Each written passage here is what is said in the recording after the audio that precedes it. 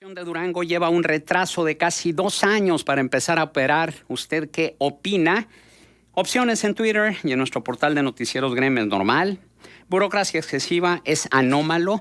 Tácticas dilatorias o simple y sencillamente no sé.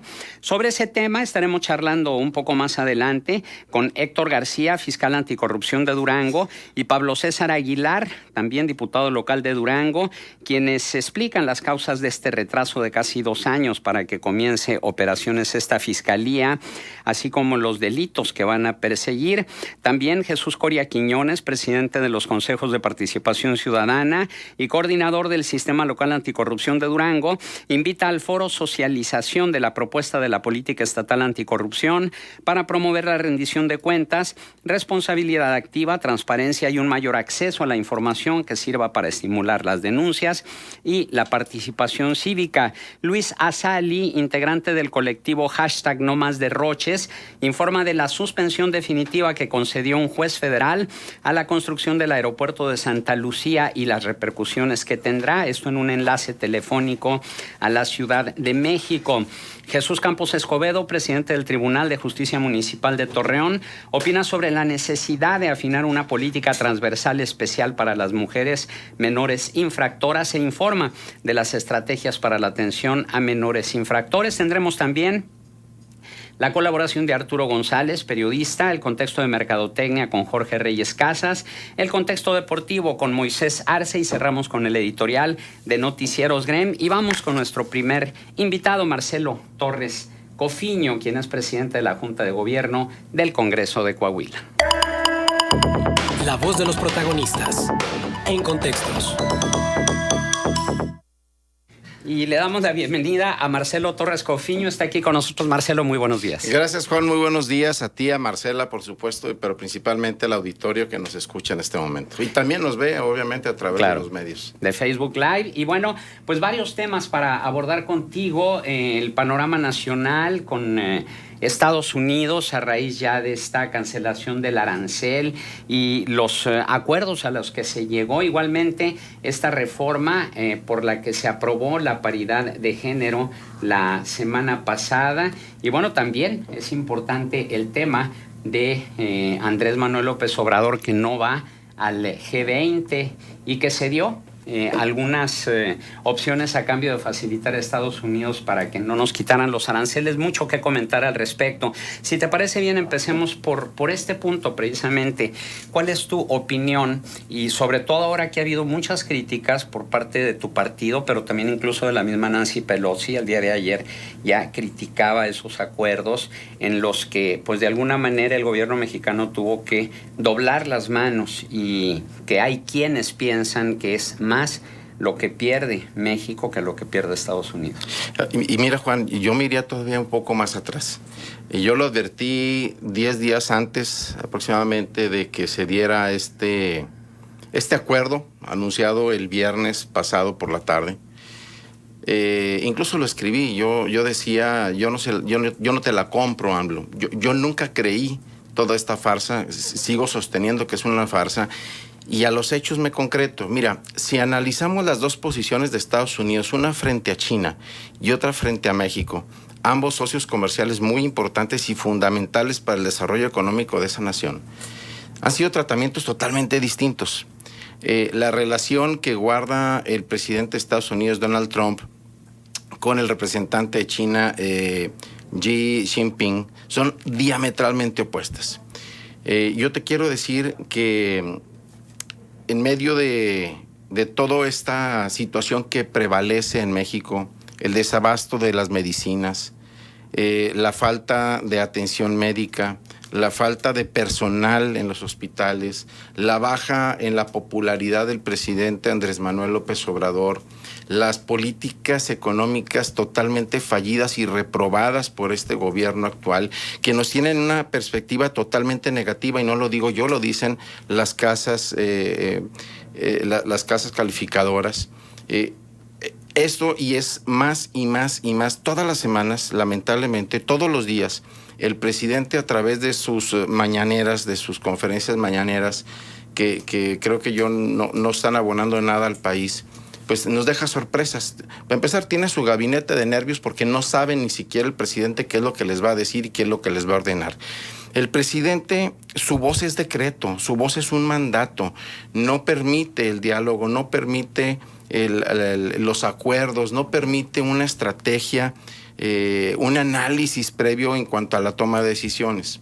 Yo estoy convencido de que toda esta faramalla que vimos en cuanto a la imposición del arancel anunciado por el presidente de Estados Unidos, originalmente el 5% y de manera gradual llegar hasta el 25%, era realmente una cortina de humo ante, por una parte, los hechos que acabo de comentar en México y en Estados Unidos ante la reelección que pretende el presidente Trump para el próximo año. La situación no está fácil tampoco para el presidente Trump. Y lo más lamentable es que, ¿y cuáles fueron los acuerdos, Juan? O sea, el acuerdo es que el presidente de México cumpla con un mandato legal, el compromiso del presidente de Estados Unidos igualmente. Es decir, el presidente de Estados Unidos sabía que no era sencillo. El presidente de Estados Unidos, al pretender imponer estos aranceles, iba a violar su propia ley y requería de un Congreso que también de su mismo partido ya estaban en contra. A ver, de verdad no seamos ingenuos. Esta situación estaba pactada. ¿Ustedes recuerdan esta película? Sí, sin duda. Es una aseveración. A ver, Marcela, ahí están los hechos. La popularidad del presidente de México viene en caída libre, nos guste o no nos guste. Y tan así, mira, a lo mejor sería... No son los elementos necesarios como para poder justificar la caída de Morena en cuanto a la preferencia y desilusión de muchísimos mexicanos en los resultados que vimos en las elecciones el pasado domingo, antepasado pues. Ahí están algunas de estas muestras. Hay un gran descontento, hay una parálisis comercial en nuestro país. México no está siendo visto por el mundo y por supuesto que tampoco por las inversiones mexicanas como un polo seguro para invertir. Eso está generando desempleo, incertidumbre y sigue, le digo, me puedo quedar aquí toda la mañana hablando de lo mismo que ya sabemos y de los elementos reales que tenemos. Por eso yo dije, yo no te la compro, AMLO, yo no creo que esta amenaza haya sido verdaderamente real por parte del presidente de Estados Unidos. ¿En qué momento se sentó el presidente Donald Trump con Andrés Manuel López Obrador? En ningún momento. Mandar una comitiva, de la cual incluso hubo muchas críticas, hasta memes en contra del actuar. El canciller mexicano, Marcelo Ebrard, va a Washington sin que sus homólogos estuviesen en Washington. Entonces, ¿a qué fue? ¿A comerse una hamburguesa? Es decir, realmente despierta demasiada sospecha toda esta situación, porque ya había antecedentes previos. Te insisto, es una parte del feeling que en la política debes de tener.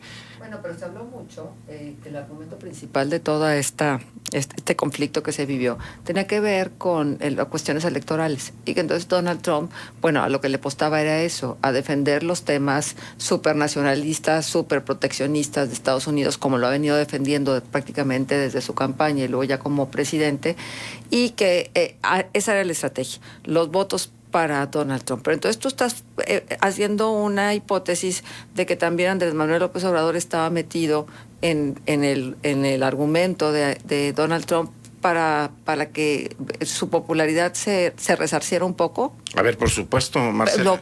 ¿Lo afirmas de manera Bueno, a ver, obviamente yo, por supuesto que no escuché esas conversaciones, Marcela. O sea, pero es la conclusión a la que tú llegas. Hay una conclusión definitivamente a la que llego y que te voy a decir una cosa. Hoy el tiempo me está dando la razón.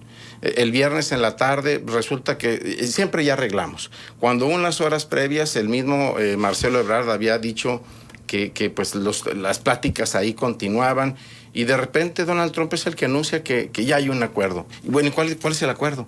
Ese es otro punto muy importante, pues porque ayer Donald Trump precisamente tuiteó: hemos firmado y documentado completamente otra parte muy importante del acuerdo de migración y seguridad con México, uno que Estados Unidos ha estado preguntando sobre cómo conseguir por muchos años. Se revelará en un futuro no muy lejano y necesitará un voto del órgano legislativo de México. no anticipamos un problema con la votación, pero si por alguna razón la aprobación no es inminente, las tarifas se restablecerán. Fue lo que dijo Donald Trump. Pues bueno, y además el presidente de Estados Unidos también ya nos tiene acostumbrados a que un día sí y un día no, y cambia de humor, y cambia la estrategia, y cambia el discurso, pero en México estamos igual, ¿eh? Sí, antier aplaudió y agradeció, y ayer volvió a amenazar otra vez. ¿A qué nos comprometimos, Marcelo? No, bueno, pues Marcela, ahora sí que no sabemos. Parece ser que a lo que nos comprometimos es a cuidar el flujo migrante, el paso de migrantes de obviamente del resto del mundo, porque no nada más son centroamericanos, hacia los Estados Unidos.